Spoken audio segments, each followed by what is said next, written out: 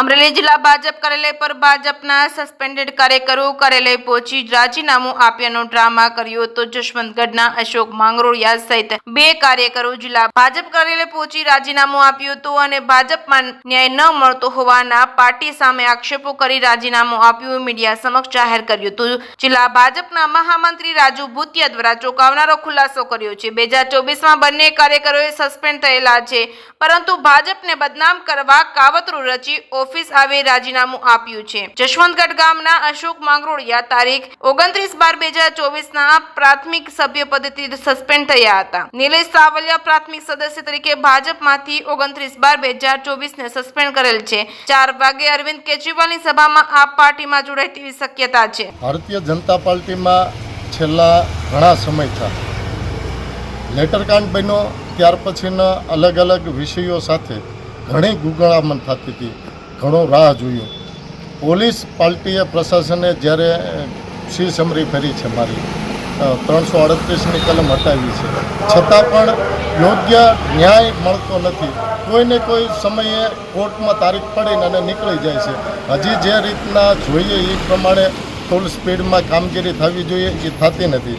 હું ભારતીય જનતા પાર્ટીનો અદનો કાર્યકર્તા ઘણા વર્ષો થયા, લગભગ 20 વર્ષથી વધારે સમયથી તો ભાજપ સાથે સક્રિય રીતના છું। પહેલાં રાષ્ટ્રીય સ્વયંસેવક સંઘ સાથે હતો, સ્વયંસેવક અલગ અલગ તાલુકાની જિલ્લાની જવાબદારીઓ નિભાવી ભારતીય જનતા પાર્ટીમાં સક્રિય થયો છું।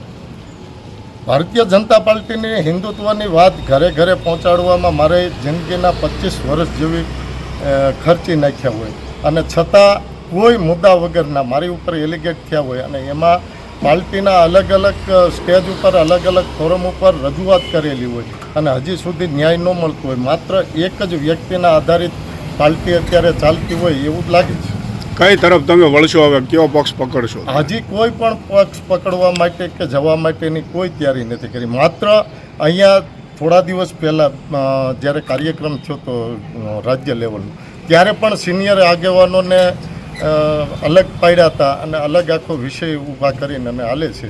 આ બધું જોઈને હવે એમ થાય છે કે ભાઈ પાર્ટી શ્યામાપ્રસાદ મુખર્જી, દીનદયાળ ઉપાધ્યાય, અટલ બિહારી વાજપેયી અને અહીંયા ગુજરાતના પનોતા પુત્ર કેશુબાપાના નામ ઉપર જેવી રીતના બુટ્ટો અત્યારની રાજનીતિમાં લાગી રહ્યો છે, એટલે એમ થયું કે ભાઈ હવે ઘણું થયું, અહીંથી પૂરું કર્યું।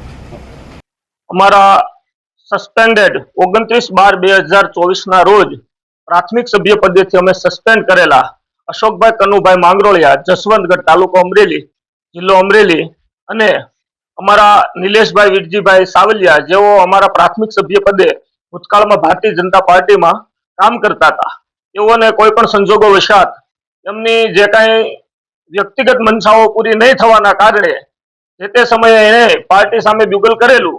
એ દરમિયાન 29/12/2024ના રોજ તત્કાલીન અમારા ત્યારે ભારતીય જનતા પાર્ટીના પ્રમુખ ઘનશ્યામભાઈ ત્રાપસિયા દ્વારા જેઓને પ્રાથમિક સભ્ય પદેથી પણ સસ્પેન્ડ કરેલ છે, એમ છતાંય અત્યારે સ્થાનિક સ્વરાજ્યની ચૂંટણીઓ જ્યારે નજીક આવી રહી હોય ત્યારે પોતાની વ્યક્તિગત મહેચ્છાઓ પૂર્ણ કરવા, વ્યક્તિગત પોતાને કોઈ મોટું બતાવવા અને એક નવી ફેશન ચાલે છે કે ભાજપમાં આમ છે ને તેમ છે, એટલે કે ભારતીય જનતા પાર્ટીને બદનામ કરવાનું એક કાવતરા રૂપે અને એક ષડયંત્ર સ્વરૂપે આજે એ લોકો ભારતીય જનતા પાર્ટીની ઓફિસે આવી અને પ્રાથમિક સભ્ય પદેથી અમને રાજીનામું આપીએ છે એવું રાજીનામું આપ્યું છે।